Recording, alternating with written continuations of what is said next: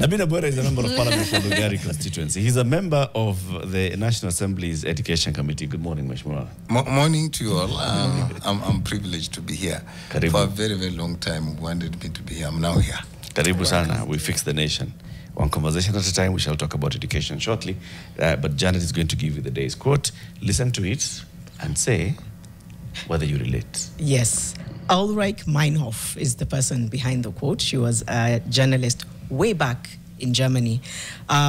She said, protest is when I say I don't like this.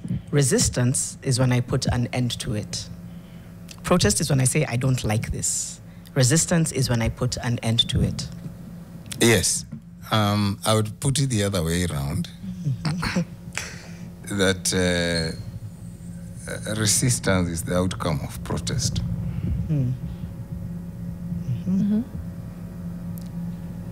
You know, you cannot resist if you are not against something. And that effort you put into not liking is what we call resistance. Yeah. Okay. I like that. That effort you put into protest is the resistance. The outcome is resistance. I like that quote. Whew. Let's be Action taken. Action taken, you know.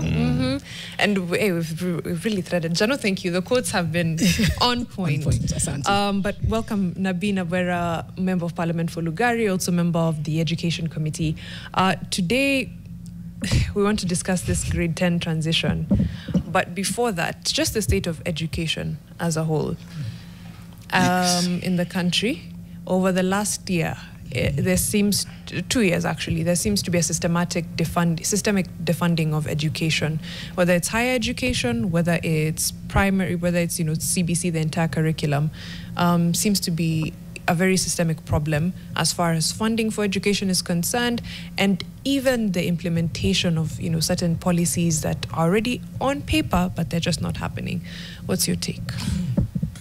I think you are being mean with the information. Okay. The problem in education in this country started in 2013. I want to help you. In 2003, the then President of the Republic of Kenya, Mwai Kibaki, gave us a paradigm shift in the funding and accessibility of education, when he pronounced himself that we are going in for free, basic education. And he went out of his way. He went out of his way. He changed the capitation model. And for sure, primary, all the levies were done away with. We came up with the free day secondary education. The figures we are using today in capitation were then decided. Nothing has happened. So in terms of funding primary education, which was 1,400 per child, if you look at inflation and the cost of commodities since that time, we are actually on 706, which cannot fund education. And in fact, worse off still, that when we changed to CBE or CBC, the cost of education per unit increased. And yet, the value of the shilling that was used to calculate the capitation per child has reduced. So, to that extent, the point you've made makes sense. In terms of secondary education, it was the free day education was supposed to be 22,000 shillings, thereabout. Per child per year. Per learner per year. Yes, per learner per year. Now, again, using the same model, we have come to almost 15,000. we adjust for inflation. Very well. Then, with the change in the curriculum, it compounds the issue. Right. It compounds the issue. Right. Our learners even getting that 22,000 a year right now. Anyway, we'll get there. Yes. Then the third issue is higher education funding. For a very long time, including myself, I'm a product of HELP, Higher Education Loans Board system. 2 years ago, we changed to HEF, a new model of funding education. You know the challenges that have come with that model. Of course, at the time this new model was coming into play, we were in a serious national crisis in terms of help. And with the increase in the numbers, the question was, is it sustainable? Okay? So, the fourth issue here, which has made education be in a state of instability, is the manner in which we changed the curriculum from 844 to the CBC. The CBC was rushed, so we are in it. There's very little we can do.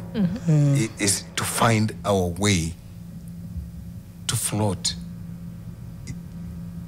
in the sea that has facing heavy winds.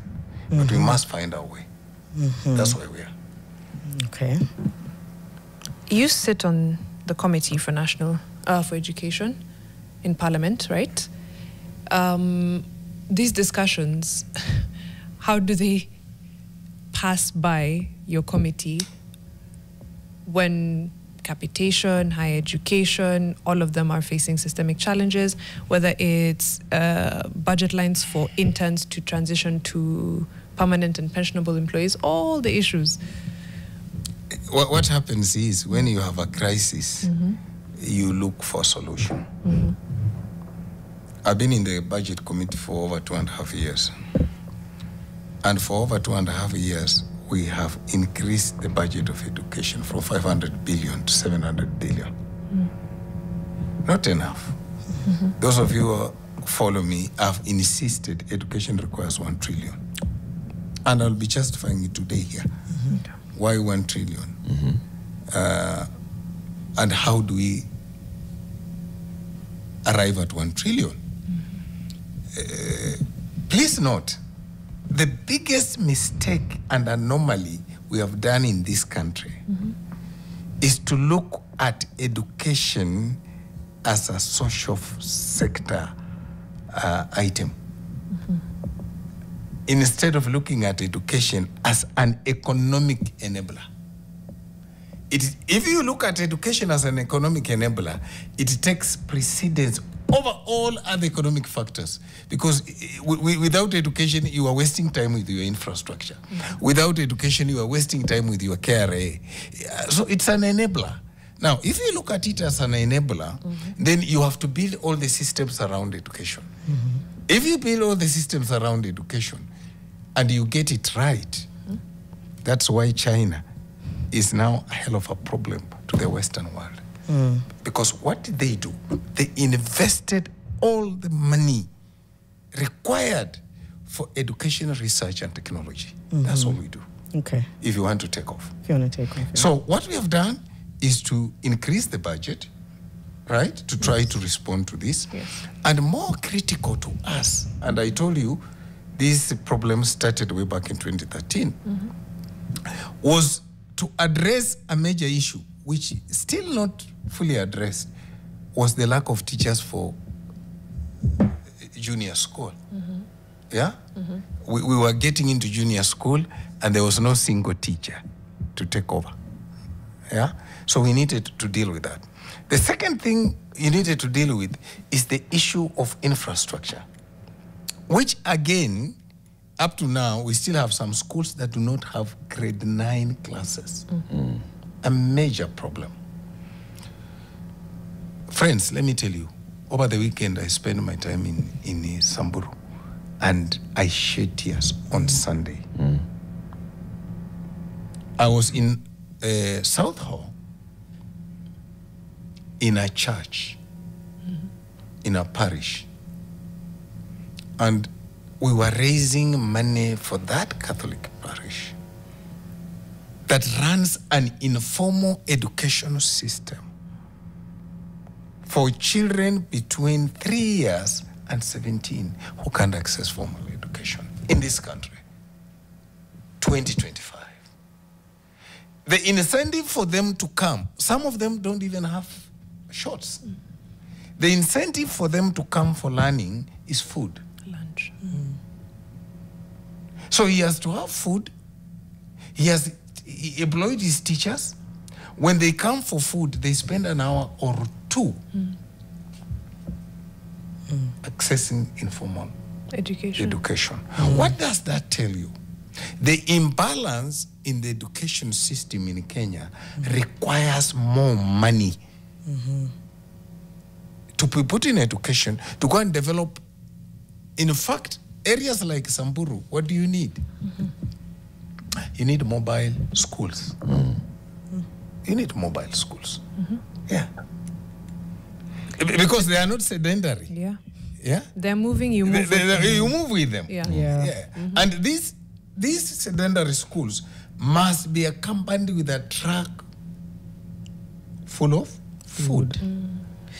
So it's like a strategic overhaul, though.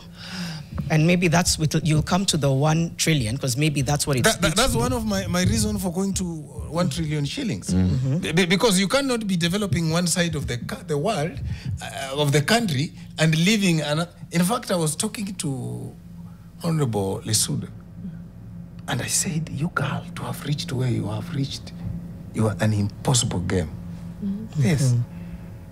Because I could figure out what she went through to be able to go up to university and be able to become a member of parliament, and more so of female gender.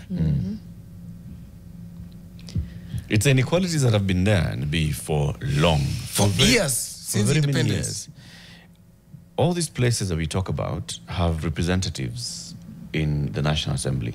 And in fact, if we talk about since 2013, when we had the 11th Parliament, and the 11th Parliament with power to make budgets, from your interaction with members who were there then, those who were there even in the last Parliament, the 12th Parliament, and presently in the 13th Parliament, are they alive to the fact that education needs more funding to go in tandem with A, inflation, and B, even our growing budget?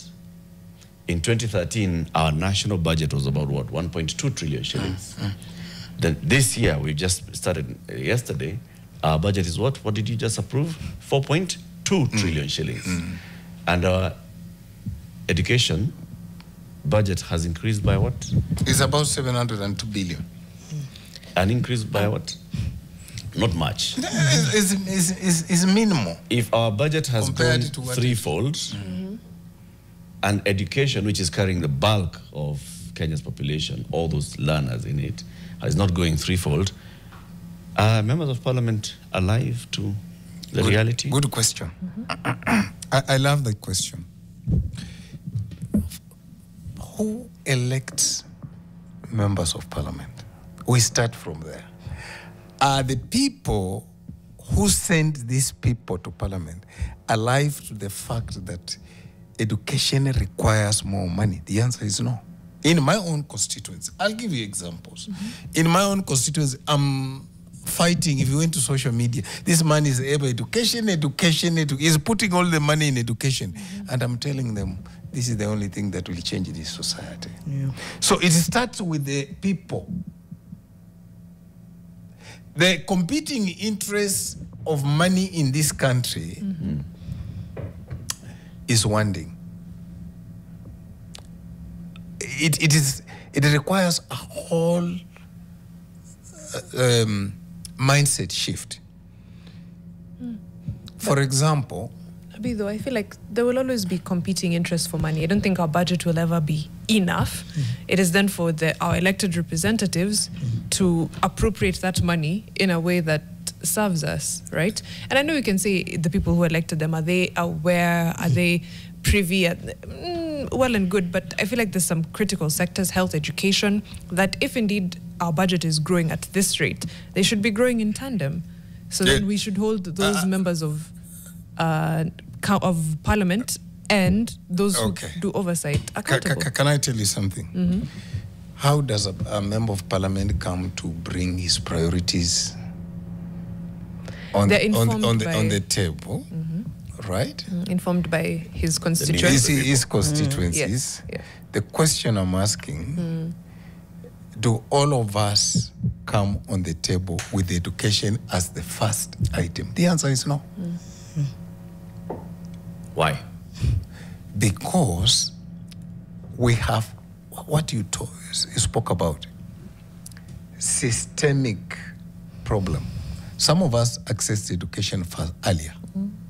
Do you know that in some parts of this country, they have more than the teachers they require? They have a surplus of teachers. In some parts of this country. Posted by the Teacher Service Commission. One of them is Muranga. Posted by the Teacher Service Commission. Facts. Exactly. And yet you have some parts of this country, they have a shortage as much as 60% of the teachers they require. Similarly, in some parts of this country, they have all the physical infrastructure they require. While in some places, they have as small as 40%. Now, when you come on the table, it's about numbers, okay? Now, we are 4 of us here. If 3 of us vote against 1, what do I do? You toe the line or you give up or,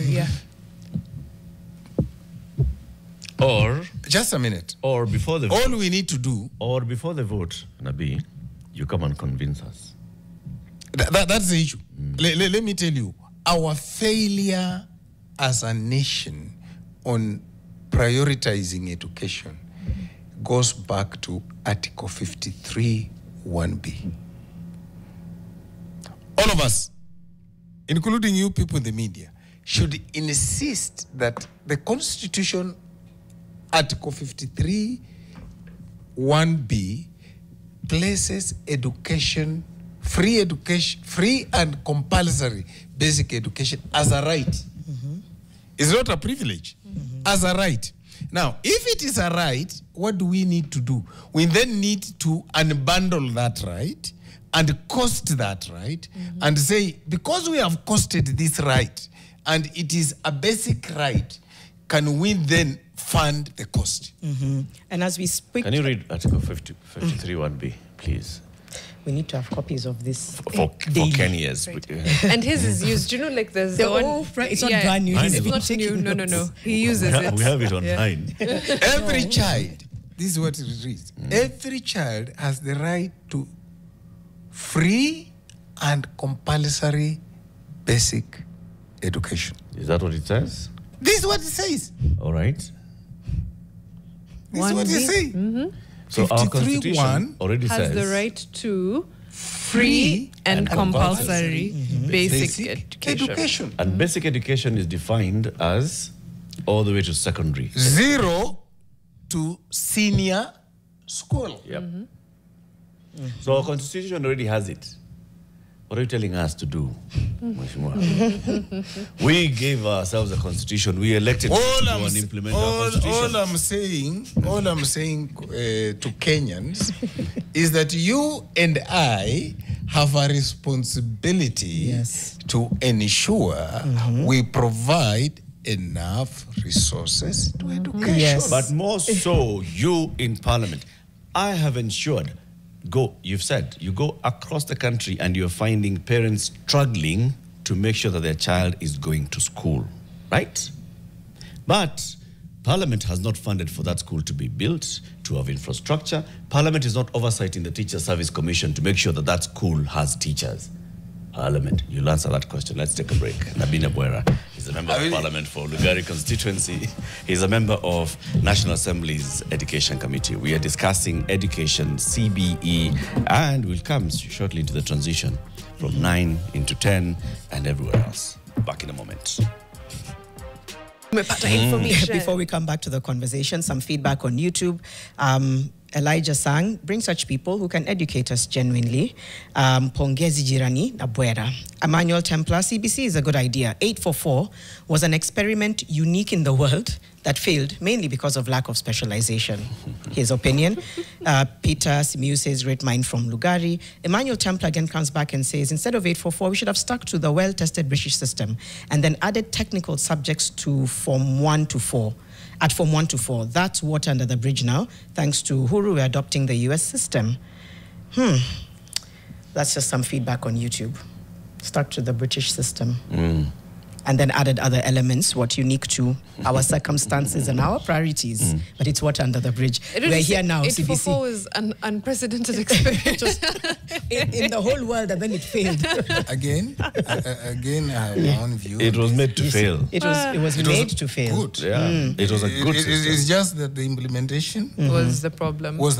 Just the way we have to fix the implementation of the CBC. Otherwise, 20, 30 years from now, we will be where 844 went. So we must fix the implementation. Yes. Our national leadership, and I was asking this question in the National Assembly, in Parliament. Let me just ask it the same way.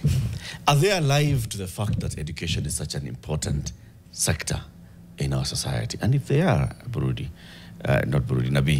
how do they respond to you when, for example, you're going to them and you tell them, look, people, let's put in more money into education.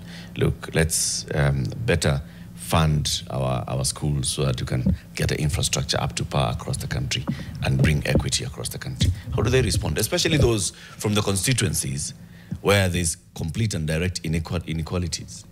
Yes, they are alive to it. I can tell you for free, they are alive to it. The difficulty we find ourselves in, and that is where I come in, and I would want to use this show to get support from Kenyans on this. It is on how to raise more money to go into the education sector. If you look at all the budgets, we still are getting the lion's share. Other than date. Date gets... yes. Other than date. Now, two priorities that I think unprecedented came in to compete with education. I would add is housing, one of them. I would have as my priority would be to raise more money to go into the education sector. In many developing countries, we even have an education and training tax. But that's not the direction I wanted to go.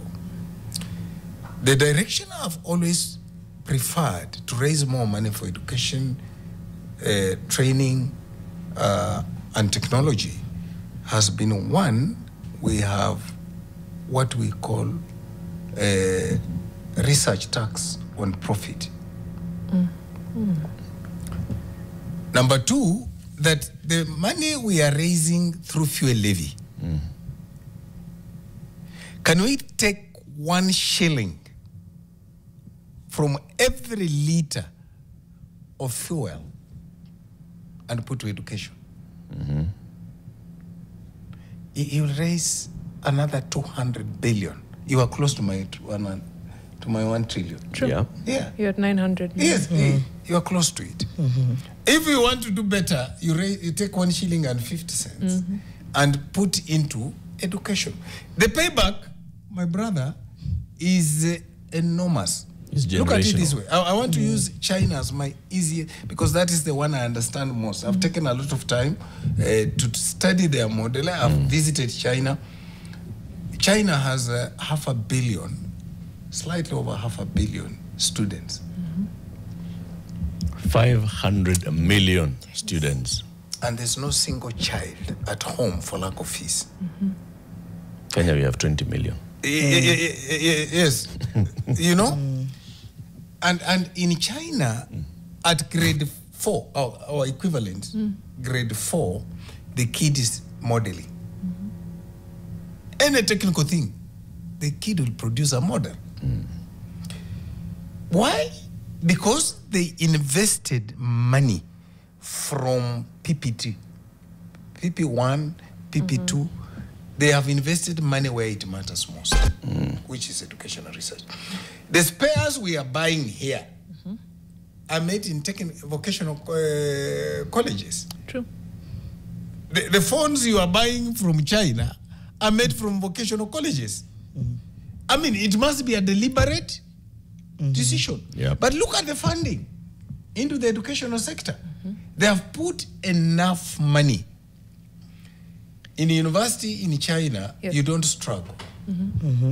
They know Nabii can afford. So Nabii's child is monitored from PB1. From junior school to university. There's no way you will be taking the money meant for a poor person. The opposite in this country. It is. I think it's intentional. So the same way you talk about China's intentionality with education and a lot of the other countries that we like to benchmark with, I think this defunding is also systemic and intentional. Because again, we've seen what happens to a population that is empowered, that can think, that is educated.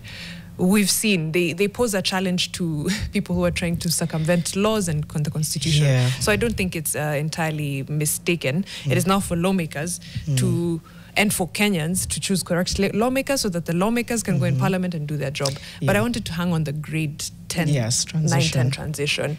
How many learners are transitioning? One. How many schools are ready for that transition? What? He's doing the math. Okay. Allow me to say a few things before I bring you to transition, because they add value. I want you to look at Article 10 of the Constitution 2B and 2D. Because sometimes... Principles of governance. Values. Values and principles of governance. And I will tell you why I'm taking you there. Because Kenyans miss the critical things at the critical time. National values and principles of governance.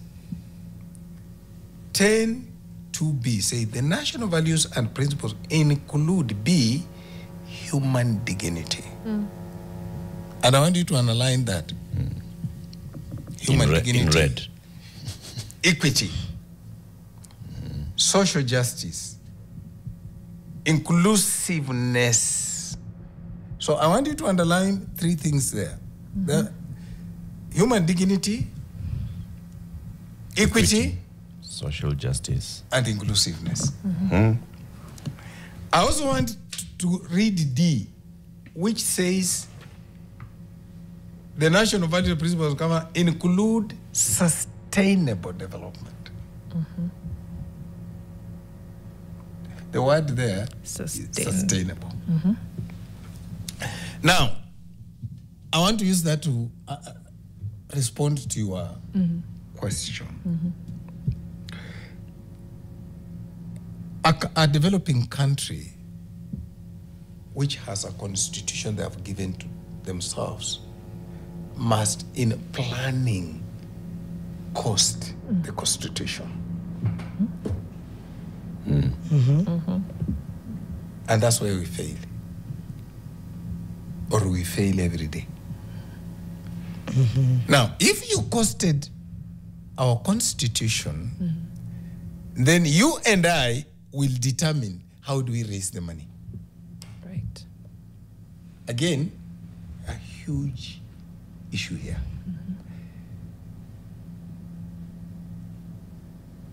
We are transitioning to grade 10. In terms of infrastructure, we are okay. I'll tell you why. Okay. All schools have enough classrooms for the kids transitioning. Because please remember, we have one class missing. So the classes are there. Let nobody lie to you. All secondary schools have. All secondary schools have enough classrooms to take the new grade 10. Let nobody lie. Because instead of 4 classes, they have how many classes? 3. And they're going to have 3 classes for the next 3 years. Right. Because we domiciled grade 9 in lower, what is it called? Not senior, the one before. Junior school. Junior school, yes. Now, the pathway.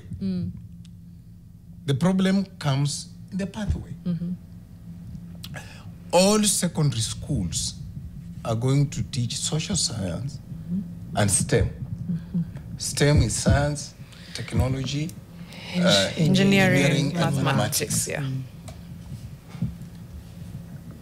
A number of schools do not have laboratories. Yeah. And I want to,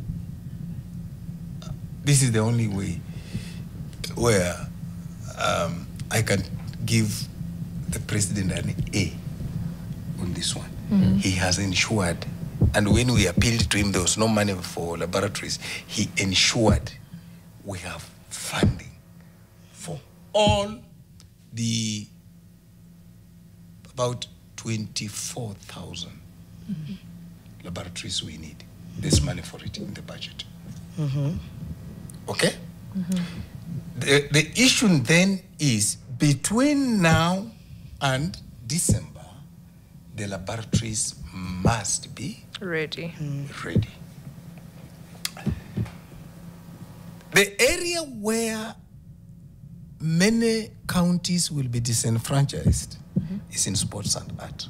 Yeah. It is for the chosen few. My constituents, for example, with 54 secondary schools, not a single school is going to offer sport and art. How big is Lugari? 2 sub-counties, 600,000 people. 54 schools, not a single Yes, one. 121 comprehensive schools. Yeah. One of the biggest. But that comes down to infrastructure again, deprioritization. What's the yes, issue? the issue, no, the issue here was because of the rush, you know, to develop facilities for art and sports.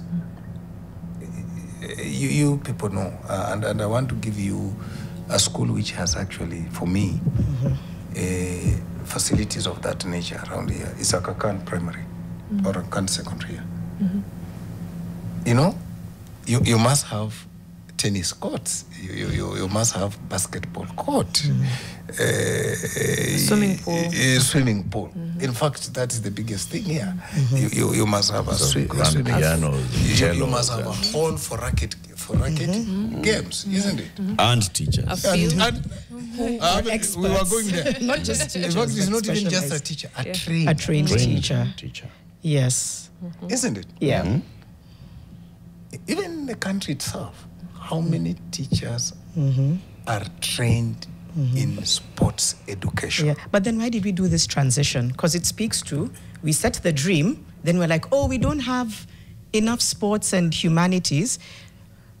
So it means essentially we are going ahead, the cart before the horse. Can I tell you this? I started by making a decision that we started implementing CBC in a rushed manner. Yeah. And I saw some guy talking on the Citizen TV yesterday. It's the cause of this problem. Matiang'i is the cause of this problem. For God's sake. Go and read the blueprint by Amina. The cabinet memo by Amina is there for every one of us to see. She said, look, we need She more. paused it. Yes, we need more time. We need more time to go through a dry run, what we call a dry run. Can we have a few schools, develop them to this level, benchmark on them, then see how much resources do we need? But then, this one came and forced its way. Yeah. We got into there. What would we do? With 9 when this government was coming in place, and that's where I was in this particular station, I pronounced myself that it would have been a disaster for the president to reverse back, because we were already with 8 generations. 8. PP1, PP2, grade 1, grade 2, grade 3, grade 4, grade 5, grade 6. Now, where would you have taken them if you reversed back to 844? You can't. You can't. So we must find our footing within this. It's like a house is leaking. You have no any other house. Do you run away? No. You fix it. You plug. So we must fix this one. Yes. And leave it. And one of the ways to fixing it was the presidential Working party. Now, the item here we need to do is, can we then fund? Then the question of affordability comes in. To what extent? And that's why I'm saying, how are we going to deal with this article? Because then it appears to me, from where I see it, we are going to cost share. But the Constitution 53, 1B is saying free and compulsory. Meaning it's coming from one big kitty. Exactly. Well, but where we are, for God's sake, I want to be very sincere looking at the money provided for in the budget, and as citizens who want a proper educated person, a proper trained person, we must cost share. So, where we are at right now, Nabii, you're saying transition is coming in 6 months' time. Yes. These learners will move. By that time, we need to have some 23,000 new labs. 24,000 new labs built. Okay? And you've allocated money, you've appropriated money in this year's financial budget. We also need to see how we increase the number of teachers to cover for all these pathways. And what are those things that the pathways is? Subjects and whatever. We also need to make sure that by that time, everybody understands what they're doing. And most importantly, the learners. Because a learner will look and see, now you're being told pathways. Yes, you've grown up from grade 1 to grade 9. You've been knowing about pathways and all, but you don't know what exactly it entails to go into sports science. You don't know what exactly it entails to go into social sciences or into STEM. So you need that support. The teachers that they're going to meet in secondary school have been teaching this other 844 system. They need to readjust so they know, I am a math teacher, but I'm teaching now a STEM candidate. Are we ready? Is the question. Okay. Is your committee, because your committee is the one primarily responsible for oversighting the education sector, is your committee on this ball? On in terms of infrastructure, I can tell you the model we are using, including some money being given to NGCDF as a conditional grant, we will be there in terms of laboratories. That I'm sure. And this is infrastructure plus equipping. That is the twin lab. Now, is it a lab with Bunsen burner and pipette, burette, or is it just? You know what we do? Throwback. Usually, part of the money used for equipping the lab is capitation. Right? Yep. Is capitation. So that it's cost sharing. Yes. The second issue here is preparation of teachers. Right? As we are talking now, we have a retooling program that is ongoing. It started with the management of the schools, the principals, deputy principals, senior teachers, DOS. We are now at the level of now the classroom teacher. Subject teacher. Yes, the classroom teacher. Retooling, which will continue for the rest of the year to prepare these teachers. For God's sake, a mathematics teacher who is going to teach math, they need just to be told, we are changing this to this, we will be able to fit in. The biggest challenge which we have is for the universities to give us more teachers in certain subjects. and I'll go to them. Sports and art and computer. We need more computer teachers at senior school. They are not there. And the recruitment, which is coming, and again, we provided enough money to recruit teachers, especially at grade 9, because they need to start being introduced to computer at this level. We are skewing the recruitment to that direction. The biggest challenge for me is this child who is in a rural school and wants to go and do sport and art. The parent cannot afford to take him to Alliance. Okay? Or the parent, because Alliance is a boarding school. Yep. Okay? Or the parent cannot afford him to take him to the nearest in my constituency is Kakamega School. So this child will be forced to go and do something else, not of his interest. That's the challenge, woman. And I must accept that we have not thought through on how we are going to support this child. Yeah, but beyond. Because if we are talking about increasing accessibility, one of my argument for 1 trillion shillings was at least to develop 2 schools in every sub-county that would be able to teach sports and art. A girls' school, a boys' school. At least, then we'll be at home. So, we have a way To go. to go. 6 months. 6 months. No, yeah. we will go with what we have. The C1 schools, work with the C1 schools that are there. C1 is now the former national schools. Yes, because those are the ones that have facilities for sport and that. FYI, yeah. Yeah. The brand is also. Honestly, you just get used to grades, then now there's... My argument would be the national bursary system and national scholarship system should be able to pick up this child who wants to go into sport and science, sport and art, from that rural primary school or that orphan child to be supported to do a course of hard dream. Yeah. They are now Why are you choosing. calling it a national bursary system? What's that? What's a national bursary system? You know, there are a lot of bursary funds. One is called Presidential. Another one is called Elimu.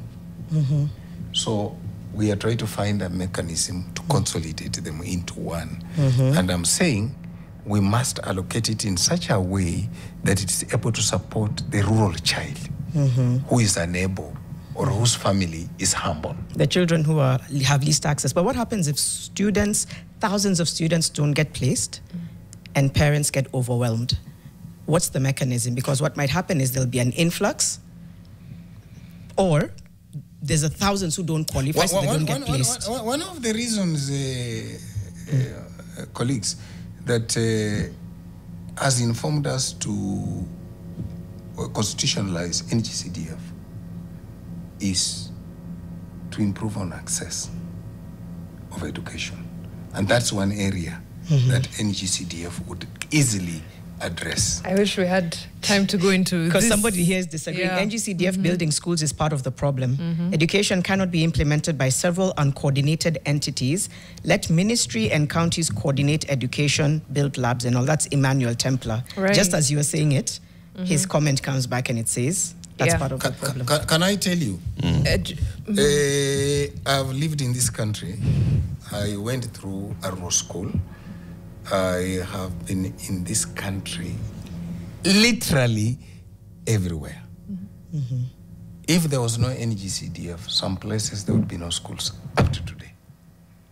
The biggest problem in the educational sector in Kenya has been centralizing money at the ministry. Go and check. The ministry implemented something called SEQUIP. Go and check. Is laboratories the only way to decentralize? Go and check. Is it the only way to decentralize? It is. In fact, is it today I want to tell you the only way to decentralize let me tell you. Education funding? No, not only education. In fact, this country, we must change the budget system so that money is allocated and designed for a particular constituency, so that there is no discrimination. I'll tell you an example. How do you explain one part of the country, one constituency, having tarmac roads against every other part of the country, no single tarmac road? Failure of parliament. Simple. It's not. When you allocate money to ministries, please, that's wrong. Parliament gives money to ministries. That's what you fail to know. We give money to ministries. The executives goes to implement. And they will bring you to parliament. If they bring to an oversight, I sit in the Public Accounts Committee, they bring a program which was approved. What do you say? You say no. We've got to end here. One day you will come and you'll tell us why you voted yes, that our first amendment to our constitution will be to create that CDS. Yes, because that's the only way to ensure equity. Okay. Nabii Nabwire is the MP for Lugari constituency. He's been our guest for this hour, and thank you very much. Talking about education, because he's also a member of the National Assembly Education Committee. Keep it here for more conversations. Lest we forget, many promises were made last year. Where are we this year? It's 9 a.m.